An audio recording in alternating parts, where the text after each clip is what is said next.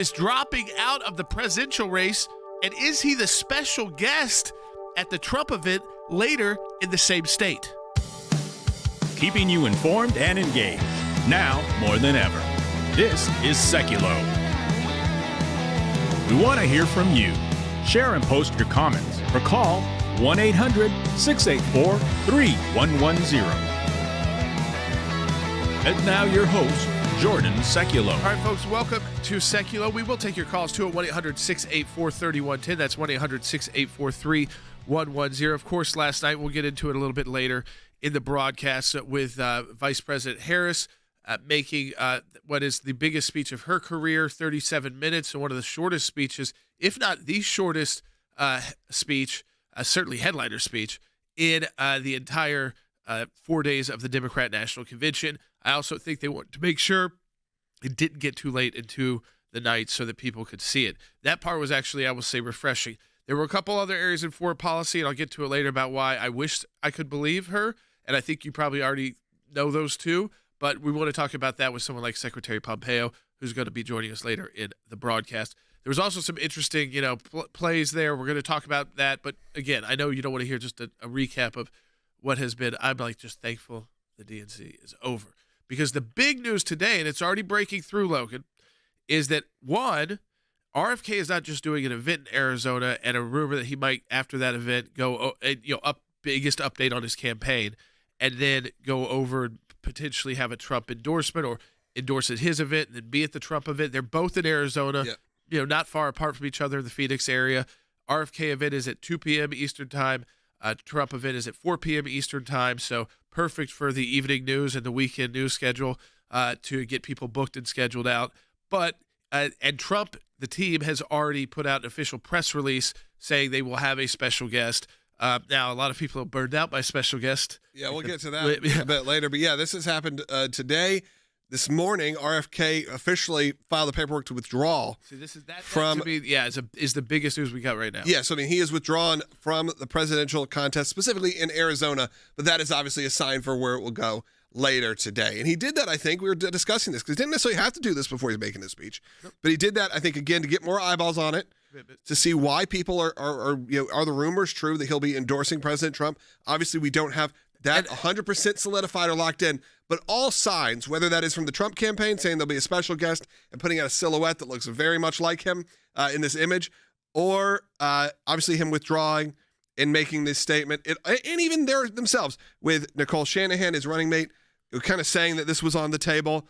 Rob Schneider from SNL fame and all the Adam Sandler movies saying, hey, and he's a big RFK guy. He hosted the event we went to as press, saying, hey, I think by the end of the week this is going to happen. And now it seems like it will come to fruition. Obviously, no guarantees in politics. Anything can change. But it did look like RFK will not only drop out today, but will be making a big announcement. What I believe Nicole Shanahan said on podcast will be what she claimed to be, I'd find the exact quote, but something to the effect of one of the biggest days in political history. We will talk through why, if this endorsement does occur, and listen, I don't know if it will happen at his first event or if he'll tease at that first event that he's dropping out. Dropping out, and then I'll see you later. And I'll see you later. I've got another big announcement to make later today. I'll see you later in Arizona. Maybe I'll see some of you later in Arizona at a different event. And then really kind of give the week in the nog. Yeah. He could do it at his own event, so he controls the endorsement and then endorse the and then, of course, after doing that, then head to the Trump event, which would, you don't have as much control over. Yeah, exactly. He doesn't know what's going to go. And look, I think you have to be careful with his base if you're going to want to try to win them over to a Trump way. And they needed this. They needed some time because he's been pretty specific about his issues with President Trump. Definitely more with Harris and Biden, but we do have a special guest coming up. Yeah, Senator Bill Hagerty is going to be joining us, senator from Tennessee, to weigh in on last night's the convention, kind of break it down for us as well, and we'll get questions to him on that and how it affects kind of the last push of the campaign. If you want to talk to us, too, at 1-800-684-3110, really want your comments on RFK. Would you be comfortable with him in a cabinet role inside the Trump administration?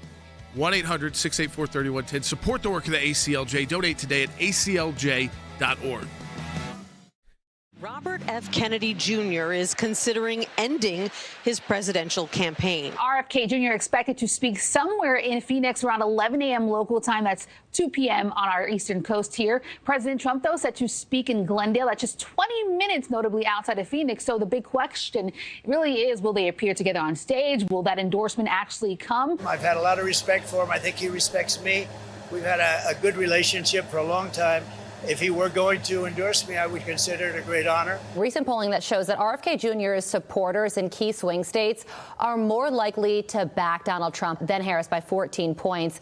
It's Trump 41, Kamala Harris 27, and 33% of his supporters don't know just yet who they would support. So if Kennedy is now telling his supporters to vote for Donald Trump, you might see the lion's share of them go to Donald Trump.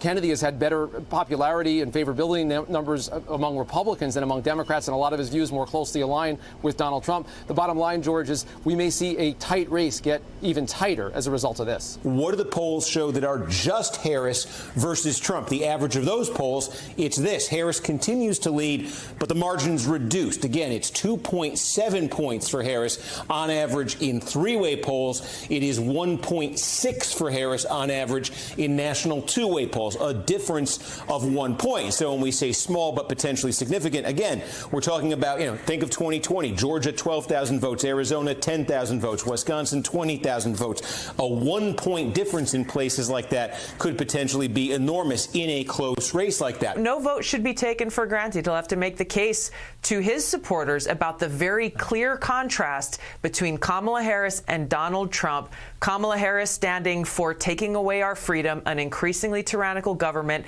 and more war, versus Donald Trump, who stands for peace, prosperity, and freedom. All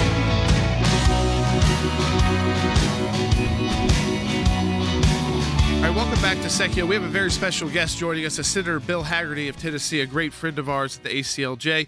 And Senator Hagerty, I just wanted to really get, we were texting last night before Vice President Harris took the stage, and I kind of wanted to go to you because you really, I see you as an expert on the economy and on world affairs as well as a former ambassador to Japan. But first, let's go to the economy. I thought that Harris kind of, where was she the last 4 years on all these big new promises? And what's your take on their economic proposals that they're trying to sell to the American people as such good things like price controls and their new definition of freedom, which means the government telling companies what they can do? Yeah, it's just amazing how they've gaslit the American public.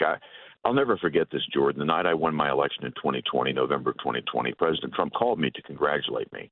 And I was looking at the polls at that point. He was ahead 700,000 votes in Pennsylvania. I said, sir, I'll be calling you back later this evening to congratulate you. And he said, well, if I beat Joe Biden, Bill, it wasn't because Joe Biden was my opponent. Not really. He said, my true opponent was the media and big tech. And what we've seen on full display is the media completely, working in harmony with the DNC, the Democrat Party. Barack Obama's team is back, and they're gaslighting the public to extreme.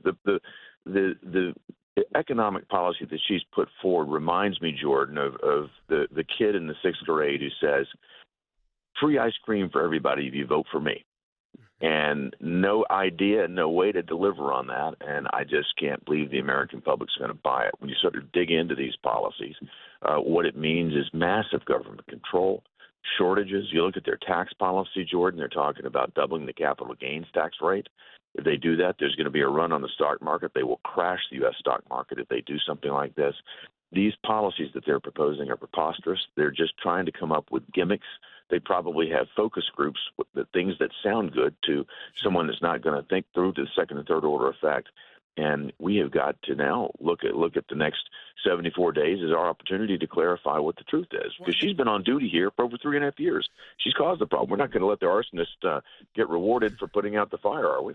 No, I don't think we are. But I do think to take those issues to the American people and in a way that they also understand is going to take people like you who've got that economic background and experience so that when you go out on the campaign trail and speak on these issues, you can really walk through it because people do hear these things and they get the sound bites from the mainstream media and they think, all sounds wonderful. I can go to my grocery store. It's going to cost me, half as much money. And they don't really understand what a price control does. And they don't because they've never really experienced it. I think other with like maybe the baby formula shortage and things like that, which was not related to price controls, we've never really, Americans have not experienced that kind of communist style grocery store experience. No, they certainly haven't. The only times we have any type of price controls in the United States of America are times of emergency, like when you have a hurricane, tornado. They won't allow a gas station to raise prices abruptly, even though there are shortages there. I know some of the major purveyors have eaten a lot of losses when that's happened because of the laws in place, but America has never experienced that. Frankly, no successful economy ever has experienced it, because that is usually what happens at the tail end of a dictatorship. Look at what's happening in Venezuela right now. This is what Maduro is trying to do, and he's destroyed his economy in the process. It doesn't work, never has, and it never will. The American public just needs to understand this and think about the shortages that will result. It also is incredible to me, Jordan, that if you think about the precipitant of this massive inflation, you think about what Harris and Biden did day one when they came in. They waged war on American energy here.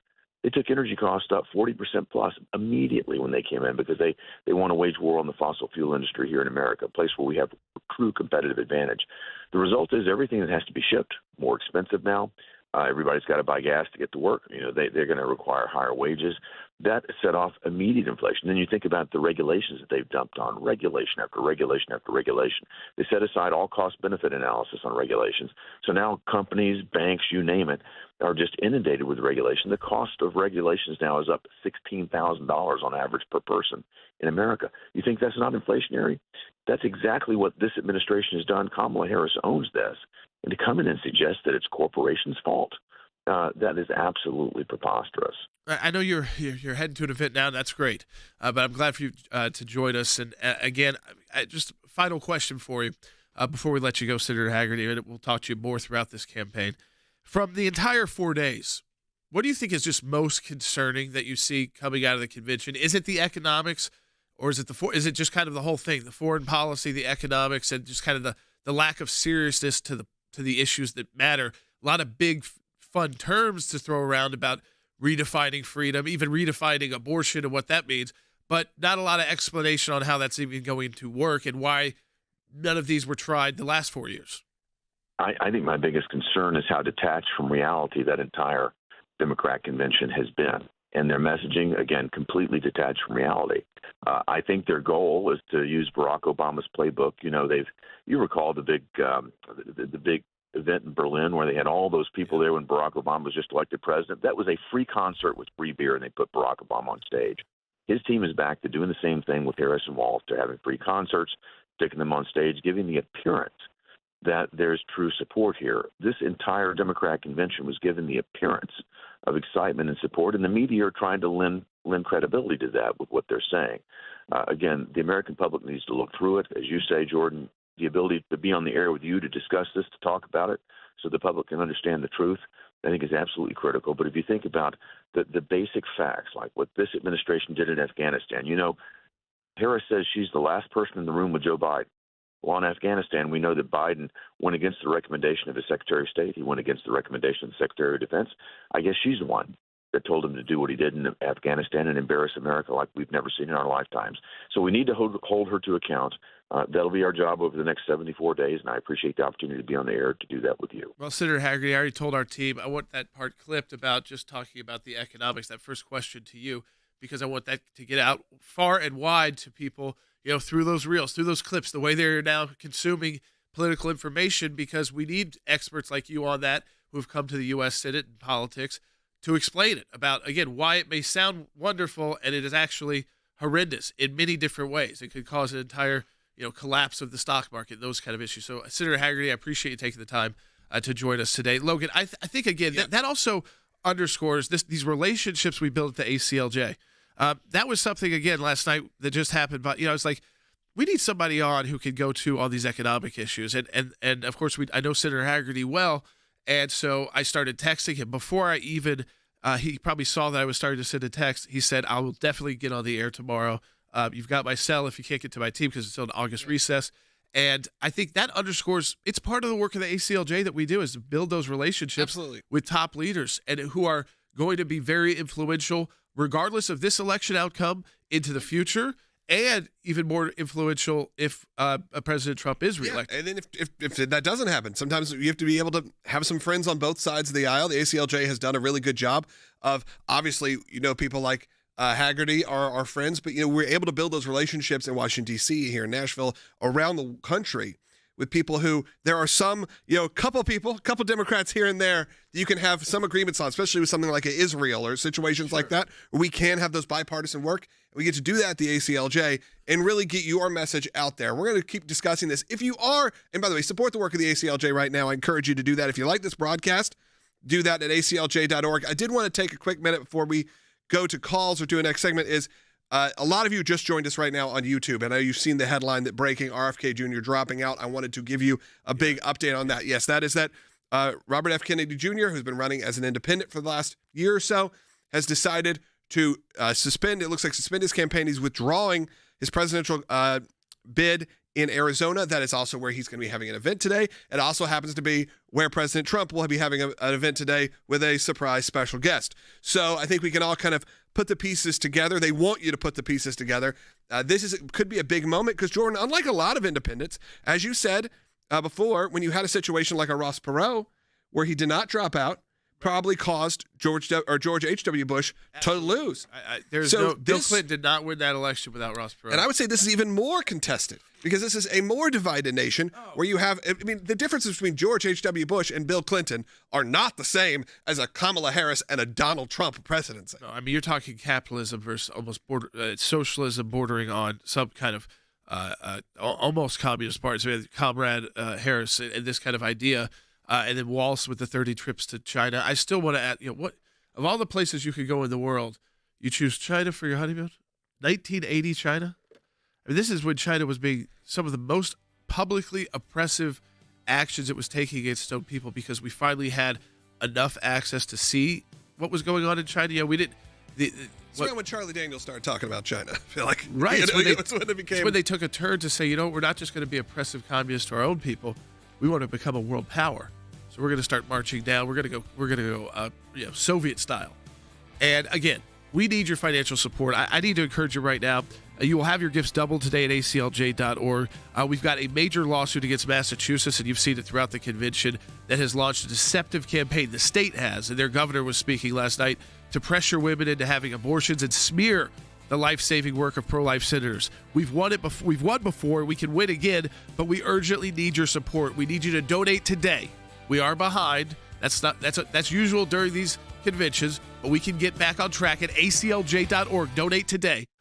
RFK Jr.'s running mate, Nicole Shanahan, who has been a main funding source for the campaign. She was formerly married to one of the founders of Google, but was also in her own mind a tech person and kind of understands the tech world. So she's the VP candidate, and she was having this discussion, and in the discussion said, you know what, we're very much thinking about going to the Trump campaign and actually endorsing as, I guess, a party or whoever they are, I guess RFK and her, and try to take their supporters with them. They have been interesting over the last couple days, even rolling out content that would lead you to believe that there is this sort of moderate swell happening within them right now. People that are fed up with it. I do think that conversation of having RFK being the running mate, remember that happened before Vance was announced. At this point, because that was when there was that discussion of could he swing enough votes? But that was when he was going against Biden. Now you have a situation where you actually have them, and I have to say, in a very refreshing way. Staying in, forming that new party, but we run the risk of a Kamala Harris and Waltz presidency because we draw votes from Trump, or we draw somehow more votes from Trump, or we walk away right now and join forces with Donald Trump and we walk away from that and we explain to our base why we're making this decision. So I think the big point there is they have to really be able to explain it to their base to make it something that's worthwhile for President Trump, because if they can swing 4 or 5%, all the polls you're seeing right now that if they're right, Donald Trump just takes a 5% lead now. That's a huge number to swing if you could actually do it. If they actually could get all of RFK's base, because this is probably one of the most successfully run third-party candidacy in our lifetime.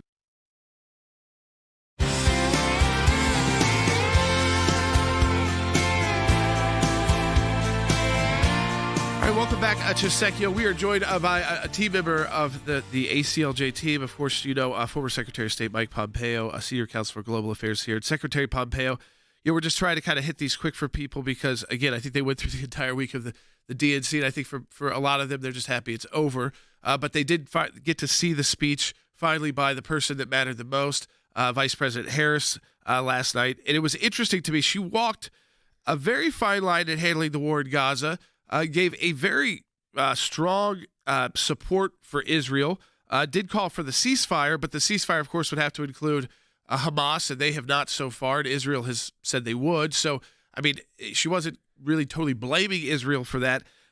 What I kind of put out, and she said, you know, the right for Israel to defend itself. For me, and the tweet I sent out was, I wish, just for Israel's sake, I could believe what she said about Israel last night. I said the same thing about Iran as well. For Israel, it's because of the actions they've taken slowing down weapons and the rhetoric they've used against Israel. And then for Iran, it's because all those Abraham Accords that you worked on and got done, that we're building really a kind of new NATO in the Middle East to surround Iran, they let just kind of fall apart, go by the wayside when you handed it off to them. And so it's hard to believe her on those 2 points. Well, Jordan, first of all, let me say I share the view of your audience. I'm glad it's over. Second, she did mouth the right words. I concur, but everything that her administration has done has put America more at risk in the Middle East. The risk to our young men and women who are on carriers off the coast in the Red Sea, or the folks who are sitting on the ground in Iraq. We've had injuries. We've had soldiers harmed already. And when you try to do what she did last night, which is equivocate, essentially creating a rough moral equivalence between the Hamas terrorists and the world's largest state sponsor of terror in Tehran, and the Israeli people who are simply doing the right thing to defend themselves, to say, gosh, they have the right to defend themselves, that's it's banal, it's naive, it's not serious. And the actions that the American government has taken, not to put any costs on Iran, to fund the Iranian regime, giving them billions of dollars with which to terrorize the Israeli people. And then to say, gosh, the Gazans have as I think it was President Biden who said, they have a fine point, those people who are protesting. That is a green light for more terror. It is a green light for an awful lot more risk in the Middle East to our Gulf Arab allies. And we are in a perilous time in the Middle East because we have an administration that Vice President Harris is deeply a part of that has failed at its fundamental obligation to secure America and to deter our adversaries. Yeah, I want to play this for people just so they hear it. This is Bite 28 of Vice President Harris last night at the DNC. And let me be clear, I will always stand up for Israel's right to defend itself, and I will always ensure Israel has the ability to defend itself, because the people of Israel must never again face the horror that a terrorist organization called Hamas caused on October 7, including... You know, and I think that again, it's wonderful to hear that. I'm glad to hear it for Israel. I just don't believe it. So I want to get to you with this next question. With this is she vows she's going to stand up to Iran and its proxies, but she also said that, and I thought this was just a low blow and nasty politics to say that Iran is somehow rooting for Donald Trump to win. We know that there's an assassination plot on Trump by the Ayatollah, the top leaders of Iran, as well as threats against you. I mean, when you travel, so and at all times. So this idea that somehow Iran is rooting for a Trump-Vance victory is again just another absolute lie from this convention that people need to understand. They need clarity. That's what we're trying to do on the show today, is provide people clarity about what they heard. Yeah. No, look, it's a nasty lie. I promise you, she has read intelligence that proves that is a false statement. She knows better. She knows that the Iranian regime has welcomed the Biden administration. Right. It's the follow-on to the Obama administration, where there was a nuclear deal that gave them a pathway to a nuclear weapon, gave them more money to commit their terror. He knows the Biden administration, the Iranian leadership knows that 4 years of Kamala Harris would be the same team. It'll be Wendy Sherman, Ben Rhodes. It'll be the whole darn gang back in power and giving Iran more license and more space. But apart from what the intelligence says and what she knows, common sense would tell you that the Iranian regime was on its knees by the time we left at the end of January in 2021. They were out of money. They were out of slits. They were out of all the things they needed to continue to inflict terror on the world. And we had the whole world united against them. And that was upended on day one of the Biden administration. So common sense would tell you that if you're the Ayatollah or you're the president of Iran or you're the head of the IRGC, their terror operations externally, you are praying that Donald Trump and his team don't come back into power in the United States. And if you're our friend, if you're Israel or the Kingdom of Saudi Arabia or the Emirates or the Bahrainis, you're praying that President Trump comes back because it had a set of policies that were fundamentally in your nation's best interest. Secretary Pompeo, we appreciate you joining us throughout this week with your insight to kind of break it down for people. We did the economics before, breaking down the foreign policy so people understand how to explain to their friends and neighbors what they heard last night and why what they heard is a lot different than reality. So we appreciate you being a member of our team at the ACLJ. Thanks for joining us, Logan. Yep. What's interesting, too, is that the President Trump may get a major bump to his campaign today in a move that, listen, every campaign tries to do this after a convention. It's how can you take over the news cycle the next day? Well, I mean, what happened last time? Well, what happened last time was that Joe Biden dropped out. Right. Joe Biden dropped out right after the Republican National Convention, and all the attention went to Harris. So now you're having a situation where they need that bump. That bump may come from RFK. And again, it may not seem like a big deal, but we're seeing a reaction, huge reaction online. If you're new to our broadcast, by the way, hit that subscribe button right now. We're going to take a call from Ken, who's an ACLJ champion. The ACLJ champion is someone that gives to this organization every month on a recurring basis. And I believe, Ken, you're an RFK supporter. Yes, I am. Yeah, I've been supporting him for about 8 months now, and I'm really disappointed that he's dropping out. And I don't know if him supporting Trump is going to change my mind to vote for Donald Trump. There's just a lot of things. What about Ken, though, if he has a role within, like on an issue that you really cared about? Yeah, I mean, I think a role in trying to root out corruption, I think would be a big deal. Well, I think he's going to have a role. I think he's going to have a role. He's not just going to – I don't know if we're going to find that out, by the way, today. That usually comes later on. Maybe sometimes it happens right before the election. George W. Bush did that. Remember, he basically told people who his cabinet would be. Who his attorney general is going to be. Yep, and sometimes it happens after. But I don't – I think, again, he will have a role. And it sounds like to you it's like if it was just an endorsement and then it's like bye-bye RFK, that's one thing. If he has a role that you think is significant, kid, that Donald Trump could get your vote. That might change it. Yeah. Again, it remains to be seen. Yeah, you got to see what the role is.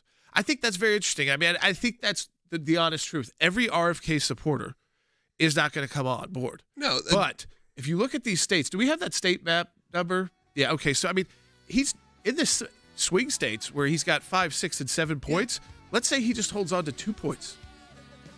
Donald Trump wins the state. I mean, so it's way bigger than people can imagine. 2% in states those size is hundreds of thousands of votes. Yeah, hey, we have a second half hour coming up. So if you're not joining us live online on Rumble or on ACLJ.org or on YouTube right now, you may not get us on your local station, but we are broadcasting live. Go to ACLJ.org right now if you want to watch the rest of this show. And as always, while you're there, we are in the middle, towards the end of our Life and Liberty Drive. All donations are doubled. Our important work, not just this broadcast if you're brand new, the incredible legal work that we do here at the organization. We're going to dive into that coming up in the next few segments, and we're also going to continue the conversation on RFK. Give us a call, 1-800-684-3110. Second half hour coming up, less than a minute break. Last summer, we launched our first ever ACLJ Life and Liberty Drive. We never could have imagined how much you, our ACLJ members and ACLJ champions, would exceed our expectations, and we can't thank you enough. We'd love to tell you that 1 year later, threats to life and liberty are no more. Sadly, the radical left is relentlessly doing everything it can to destroy the very foundations of this great nation: life, religious liberty, and the Constitution. The good news is your ACLJ team has not slowed down. We continue to fight in courtrooms across the country, including the Supreme Court, to defend your freedoms and to save innocent babies. And we're proud to announce the return of the ACLJ Life and Liberty Drive. Right now, your tax-deductible gift will be doubled, dollar for dollar, doubling your impact to defend your freedoms and help save innocent lives. Go to ACLJ.org right now and join us in this fight. Keeping you informed and engaged, now more than ever. This is Seculo. And now your host, Jordan Seculo. All right, folks, welcome back to Seculo. I want to take your calls at 1-800-684-3110. We've gotten through our special guest today with Senator Hagerty. He was able to join, and Secretary Pompeo. And I encourage you, if you missed those, to go back and listen, both on different parts of Harris's speech, one on the economic parts that Senator Hagerty broke down, one on the foreign policy parts that Secretary Pompeo broke down.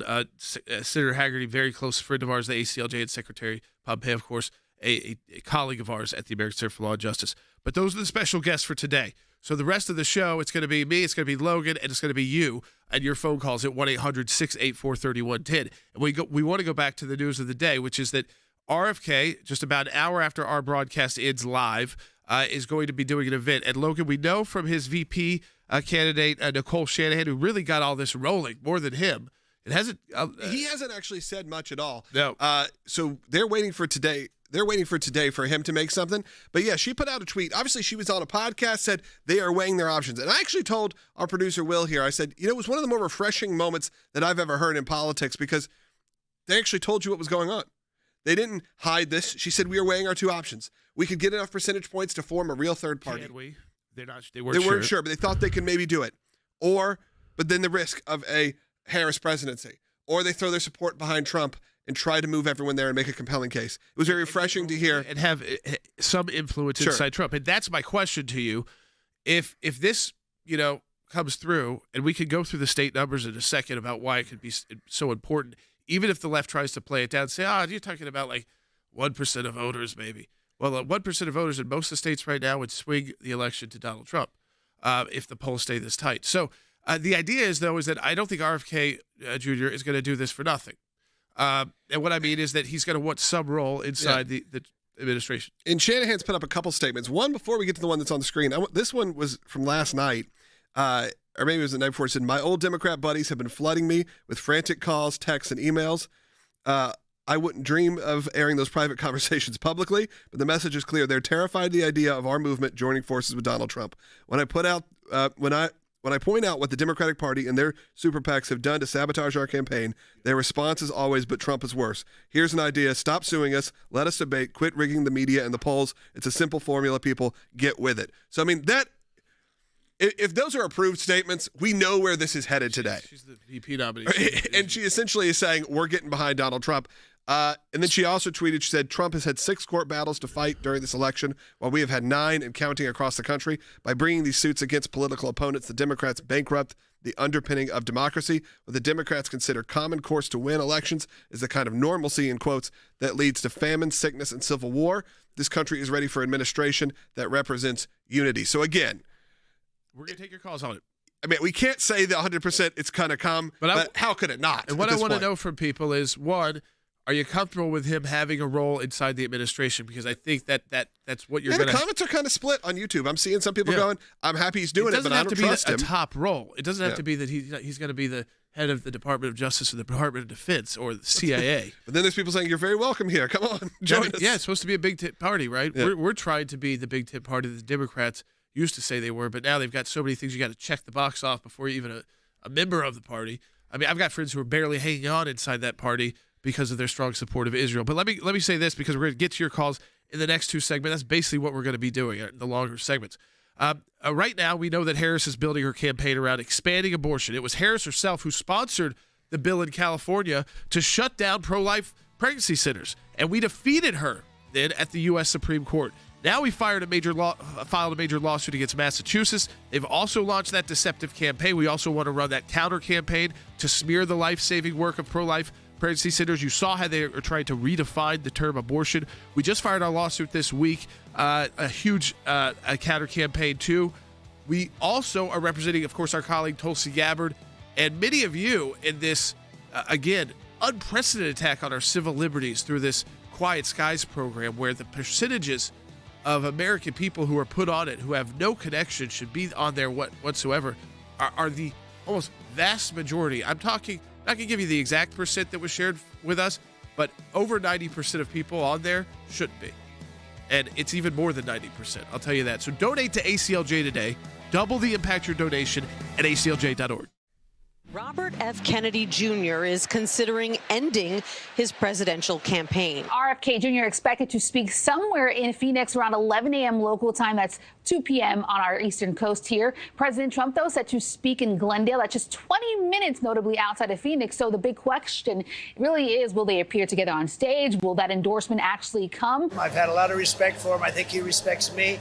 We've had a good relationship for a long time. If he were going to endorse me, I would consider it a great honor. Recent polling that shows that RFK Jr.'s supporters in key swing states are more likely to back Donald Trump than Harris by 14 points.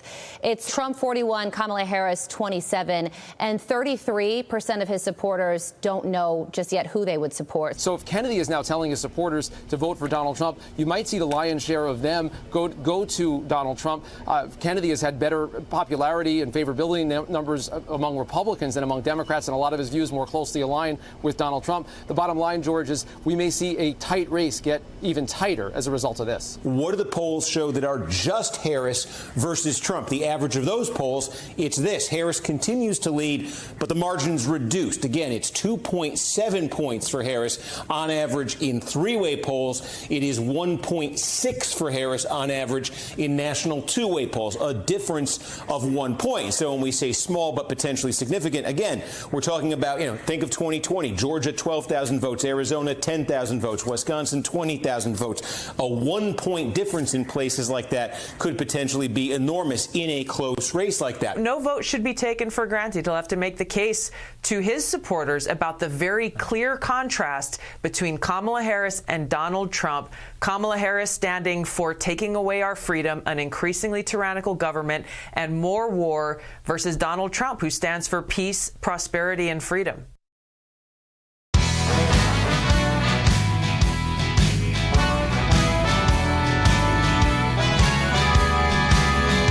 All right, welcome back to Secular. As we said, we want to really spin to these next two segments as the DNC is over, as getting input from you, because we have this, very new move that is likely to happen, it looks like, inside the Republican Party that's going to directly impact our race. And let's put the screen up, because I want you, before we start taking the calls, I want people to start understanding how it has an impact.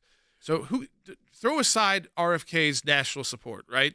Let's just go to some swing states. So we'll start with Arizona, right? He's at 5.8% right now. Right now in Arizona, if I go to the polls from Real Clear Politics, Harris is ahead by 0.6. Okay? If Kennedy only keeps 2 of that percent, it's a blowout for Donald Trump. Game over. Okay? Let's go to the next state. Can we keep it up? Nevada. Let's go to that one, okay? Right now, it's Trump plus 2. If Kennedy keeps another 2, it'd be Trump plus 4, another, what? Blowout for Donald Trump in a state that he did not because care. understand, we are at the point where just a few percentage points is a blowout. We're talking about hundreds of thousands of votes in some of these states. Yeah. All right, let's keep moving down the list. Wisconsin, he's at 5%.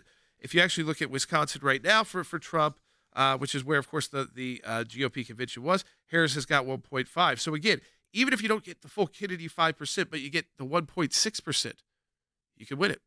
I mean, so even there, if you get less, you can win it. Could be slim, but you can win it. It's a strategic move to have this happen right now. Could be a very important swing. Look, there was a lot of talk. Go through the rest of these states, it's all the same. Whether Harris is up by 1 or 2, or it's tied, or Trump is up by 1 or 2, if you give Trump another 1 or 2, he takes the state. Well, you have like even Georgia where it's actually Trump is up a little bit. Yeah. But just margin of error up, a couple These percent, are all, but still, yeah, that could really boost your entire thing. It's whether people who are behind RFK can get themselves to the polls to vote for Donald Trump. Things. He's got to stay on the campaign trail. He's got to be out there, RFK. Yeah. And he's got to have a clearly defined role that he can explain to his supporters about why. I mean, Logan, you attended an event here for him. I did. To kind of tell people about it, because you got here's the button Logan got, because they handed it out to people. Yeah. Very old school. It almost looks like something you would have picked up, but they would have been smaller, from like his brother, for Kennedy. From his father or his uncle's campaigns. Look, we were very honest and said it was a very strange event. The entire event was just a bizarre. It was a stand-up comedy night, event, right? Yeah, a stand-up comedy night. But what I could tell you for survey the audience was the audience definitely felt like maybe you're more, Joe Rogan, politically middle, maybe even politically a little left. like we said, there was like a weird left, but libertarian. Not left, but like they may be, a bit more hippie looking, a bit more tote bag carrying, we said, kind of group of people that were there, environmentalists, people that care about that. But then there was also sort of the Kid Rock crowd that was there as well. Right. Now, a lot of people were there because it was not unlike what the Harris administration did. There was Russell Brand headlining for free at, one of the greatest venues in the country. So it was pretty cool to go to and to experience it. Now, that being said, what I think Kennedy has done really in the last 3 months is attract a totally different group. Attract a group with his video content, the content he's putting out online, that does go to that sort of conservative group that isn't that comfortable voting for Donald Trump, that doesn't feel great about that. So if he can take those people that he's won over, and I know plenty of them, who felt like he was the person they could go in and feel comfortable voting for, if he can get a couple of them over, it could be a huge deal and a big moment. And I think that this shouldn't be taken lightly if they can convince their base. Because again, that is sort of, remember Joe Rogan just a few weeks ago said, I think RFK is the only one who makes a lot of sense. Now he walked that back pretty quickly, but if he can turn those people onto a President Trump, it could be a really game changer. So let's see what happens today. I'm excited to watch something kind of positive in the news. Obviously, a lot of people watched last night, the DNC, and I only watched, I'll be honest, because there was this whole frenzy happening online of whether there was pretty much confirmation that there was going to be some megastar surprise guest that was going to introduce Kamala Harris. Will was texting me, it's about to happen. It's about to happen. Russell Brand was watching live, and it went from a video package for Harris to Harris. There was talks of Taylor Swift. There was talks of Beyonce. There was talks of prominent Republican figures, and it ended up being nothing. It was, and they wanted ratings. They wanted ratings in the most, I will say this, as someone who's been involved in the industry, in the most professional wrestling kind of way, promise a surprise and then swerve people. Like you said, give them a video package or nothing. And when they were asked at the end of the night, where was that celebrity? Where was that big special guest? Their answer back was essentially, we have that clip, I guess, right? Here's what they had to say. In anticipation here and elsewhere that there may be a special guest. I am told by Democrats that Kamala Harris was their guest. They did not want a celebrity at the end of this convention to essentially compete with her. One senior advisor telling me this is a deadly serious election. And if you looked at the end of this program, having Leon Panetta come on, the former defense secretary, really presenting Vice President Harris as a plausible commander-in-chief, that is one of the reasons I'm told that there was not a celebrity performance at the end. Yeah, but they essentially lied to the people and to the media to pop a rating. And that's what happened there, to try to pop a number, because people like me who really had no interest in watching what Kamala Harris had to say, because I kind of had a good idea of what it was going to go, went, okay, you got me. Let's see where we go here. Because, I mean, for me, as someone who covers pop culture a lot, if you're going to get a Taylor Swift fresh off of the UK Eras Tour, thought that'd be pretty interesting. If you get Beyonce, at one point they're like, Beyonce and Taylor are going to come out together. Again, it's not going to sway my vote one way or the other, but I'd like to see the spectacle. I think a lot of people did and tuned in and were disappointed. But we know today there will be a special guest at President Trump's rally because it was announced, and even a silhouette showed up that looks, I don't know, maybe a little bit familiar. I'm not sure of the neck on that person, but the rest of them, I don't know about that neck, but that spiky hair does seem to lend itself to maybe RFK. We got a lot of calls coming in. We're going to take some of those coming in the next segment, but I did want to take a minute. We have so many of you joining us and probably some brand new people. If you're brand new, this is the first time you've ever seen us. I'm going to ask you, if you're watching on whatever platform you're watching on, to hit that subscribe button right now and hit that thumbs up. We appreciate it. We do this show each and every day, Monday through Friday, from noon to 1 Eastern. And then we put up great content throughout. And, of course, on ACLJ.org. So do that for me right now. I'd love to see that number. We're at 422,000 strong. I understand that's more ratings than usually CNN gets for a lot of programming, just from you all who decide to watch alternative media sources like ours. So do that. But not only are we a media source, we are also an incredible legal organization, Jordan. We are doing some incredible work, whether that is in the sphere in Washington, D.C., whether that is for life.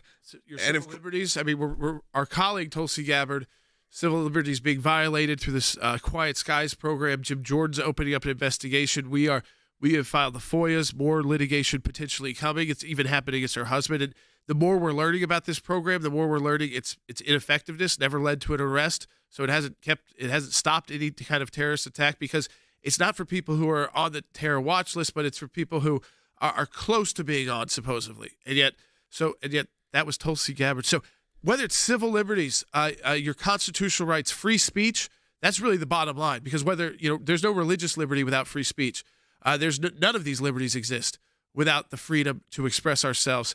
And you can see from the left, they have a very different idea of what free speech means. Free speech to them really means speech that they agree with. Everything else is evil and hate speech. That's not where we are at the ACLJ. We defend speech even if we don't like it, because when we win cases, it wins cases for everybody's speech, not just the speech of our clients. So we need you to support the work of the ACLJ right now. I mean, this is critical. When we come back, I'm going to take all of your phone calls. But right now, let me just break it down for you right now. In election years, you're getting hit up for a lot of donations. We know that. And sometimes they're small donations. You get a lot of these $25 donations. And listen, I'm not telling you not to support candidates. They need your support too. But if you're in a financial position where you are able to donate to some of those candidates and you've thought about maybe becoming an ACLJ champion and a recurring donor to the ACLJ, or making a larger donation to the ACLJ because this month, if you donated like $100, that's effectively $200. Or if you donated $500, that's effectively $1,000. But that $20 is $40. So it works all up and down what you are comfortable donating. But we are a little bit behind. And the reason is it happens during election time. It just does, because there's a lot more people who aren't usually fundraising so aggressively that are fundraising aggressively to people like you. But we need your support, because we're the ones in court making sure that while all these politicians are out there trying to do important things and get votes, we're making sure that if they get into office, that the laws are protected, that they're able to get the job done, that they're able to drain the swamp without fear. That your point of view is heard and actually respected. And you've got a seat at these tables with these politicians. And I think we demonstrate that with the senators, with the former cabinet members, with the relationship, of course, we have with some of those running right now. So again, we need you right now to donate and be part of our Life and Liberty Drive. And Logan, if people do it, again, when we say it doubles their donation, it's not going to double charge you. No. We have a group of donors that say we're going to match it. And it's so important right now. Yeah, absolutely. You need to do it right now. I'm going to encourage you to do it. If you're joining us, however you're hearing us, whether it's later on or live, right now, go to aclj.org. Your donations are doubled throughout the month of August. So do it right now. This is the Life and Liberty Drive, an incredibly important time. Scan the QR code on your screen if you can, or just go to aclj.org, whatever's easiest for you. Pay your credit card, PayPal, however it is. We are doing a lot in the world right now, including a huge counter campaign to support pro-life pregnancy centers. And after hearing that whole speech last night, they're going to be under attack more than ever if a Harris presidency is to happen. We have to be there for them. Right now, aclj.org, or scan the QR code. Your calls coming up. This is some really scary stuff when it comes to people's civil liberties. And it's horrible that it's happening to you. It's horrible that it's happening to your husband. But when you see that it's happening, the majority of this program, and we don't have to get to the specific number, but what we know from the letter you received from the TSA is that, and Homeland Security, is that the majority of people being targeted by this program, vast, I am talking as vast as you want to think, have no relation at all to anyone that has any relation at all to anyone who might be a terrorist, which is the only people who are supposed to be on this list. Just the waste of taxpayer dollars being expended on weaponizing our law enforcement agents and agencies to go after, target, and surveil innocent, everyday Americans. When you look for some of the things that the air marshals are looking out for when they're on these planes, monitoring these people that the TSA has put on this secret domestic terror watch list, it's things like, are they looking at their phone? Do they get up to use the bathroom? Are they going to sleep on a flight? It's just ridiculous. And I understand why these air marshal whistleblowers are so frustrated, and frankly, why the Federal Air Marshal Association has been fighting for years to shut down this Quiet Skies secret terror watch list program, because they know it's a colossal waste of money. But secondly, and maybe most importantly, is the TSA and Homeland Security taking this approach means they are targeting everyday Americans rather than focusing time, energy, money, and resources on those who actually pose a real threat to the safety, security, and freedom of the American people. We know both because of the Harris-Biden administration's open border policy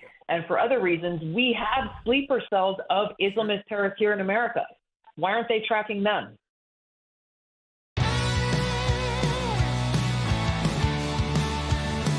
All right, welcome back to Secular. So we're going right to your phone calls. And as we have said, we made that promise to our ACLJ champions. If you let us know when you call in that you're an ACLJ champion, we try to get to those callers first. Let's do it, Logan. All right, yep, we got a couple champions. We'll go the one that's been to hold the longest. Let's go to Bill, who's calling on line 3. Bill's an ACLJ champion. If you're Bill in Wyoming, hold on. You're Bill number 2 today. So Bill, ACLJ champion Bill, you're on the air. Hi. I heard Nicole Shanahan yesterday on Adam Carolla's podcast, and he was really pushing her as far as how far they're going to go as endorsement. She said they're still working some things out. They weren't happy with Operation Warp Speed, and that's one of the biggest issues, but they're working with the Trump side to... Well, I'm sure, Bill, that is... One, thank you for being ACLJ champion, by the way, and supporting the work each and every month. I am sure with his base, because look, as someone who went to that Kennedy event, that was a good portion of it. A lot of people there are upset about that. That's a lot of Trump's base. And what President Trump said is, we got the vaccine for those who wanted it. What he did not support was the mandates. Yeah.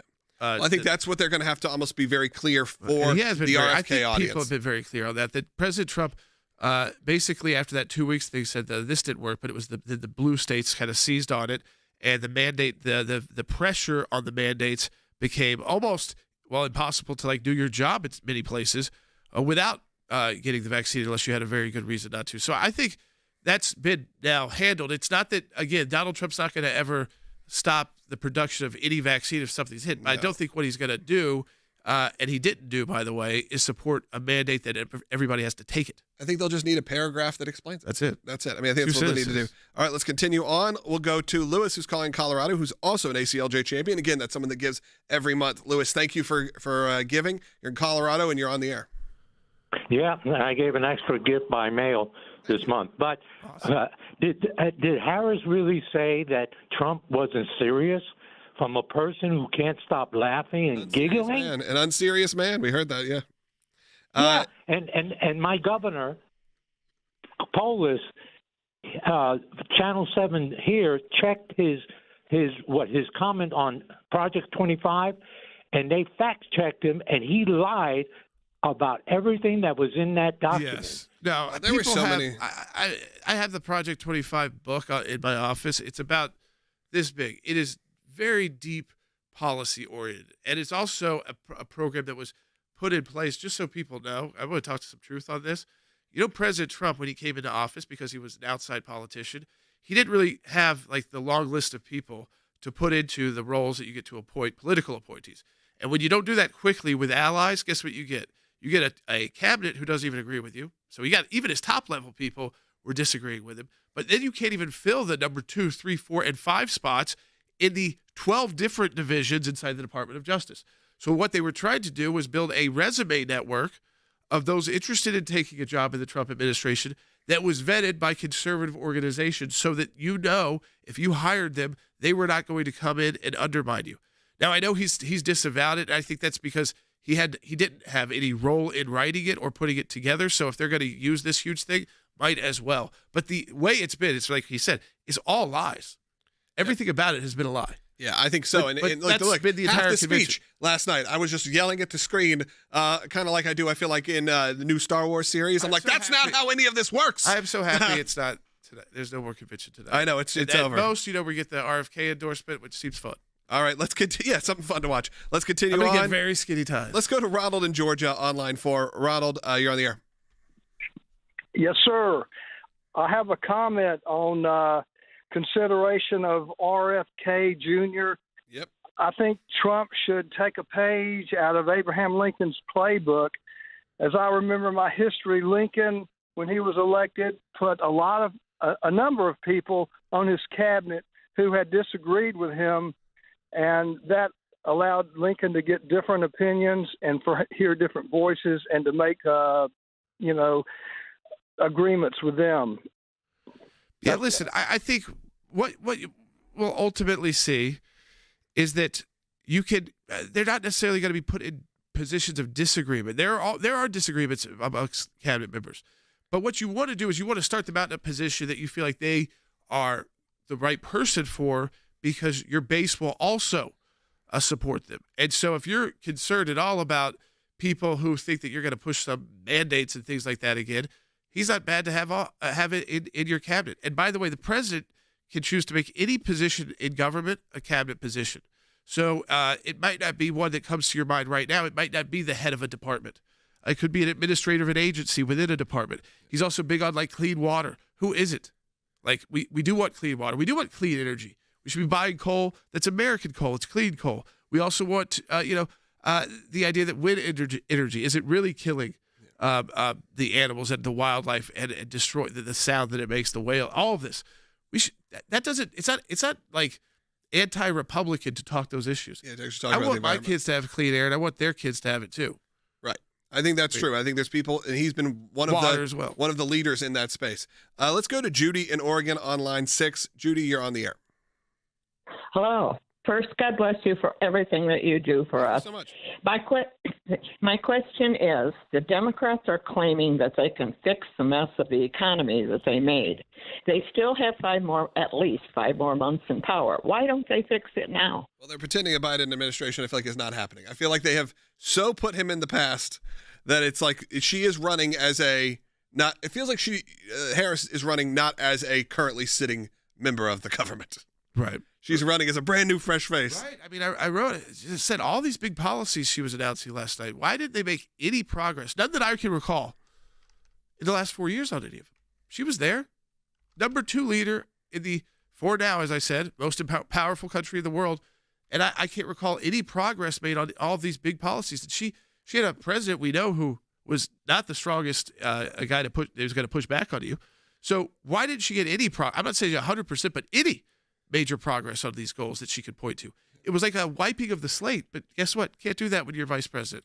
Look, I want to take the last 2 minutes, and hey, we're not going to be able to get to Bill today. Bill, thank you so much. You call in a lot. We'll get back to you another day. And we appreciate your support. We appreciate your support continually, but I wanted to take this last 2 minutes as we are ending this week to tell you about the incredible work of the ACLJ. As you heard, the campaign, again, especially last night, the whole portion on life that happened in Kamala's speech, if you are someone like me who considers himself a pretty strong pro-life activist, it was really disheartening to hear some of the words that were being spoken, especially the ones that were completely untrue. But we have to fight against that, and we are doing that right now. I told the story as I was walking around Boston a few weeks ago, and I noticed these campaigns that were going specifically against pro-life resource centers, what they call anti-abortion centers. These are places that not only provide prenatal care in terms of ultrasounds, all that, but they also, a lot of them provide diapers, clothes, formula, all the needs to make sure there are no reasons to choose abortion for economic reasons. As RFK actually said, that shouldn't be how we do things in America. But of course, they're under attack. And we are right now, we've filed a lawsuit, and we are creating a massive counter campaign. And it is sort of the key moment of this life and liberty drive for this month of August. Because they've already said, you heard it last night, it's coming for your town. And maybe starting in Massachusetts and what they think is some sort of friendly state. And trust me, my friends in Massachusetts have told me they are so disheartened by this. But we're going to fight up against it. We are launching this huge counter campaign, a groundbreaking effort to combat the mass deception, help women, obviously save babies, but help these organizations who just want to provide care. Right now, Life and Liberty Drive, the deadline's about a week. And we're a little bit behind, as Jordan said. So I'm going to encourage you, go to aclj.org. We have other donors ready on the other side to match your donation as they come in. So do it today. It's urgently important. And subscribe and thumbs up this video.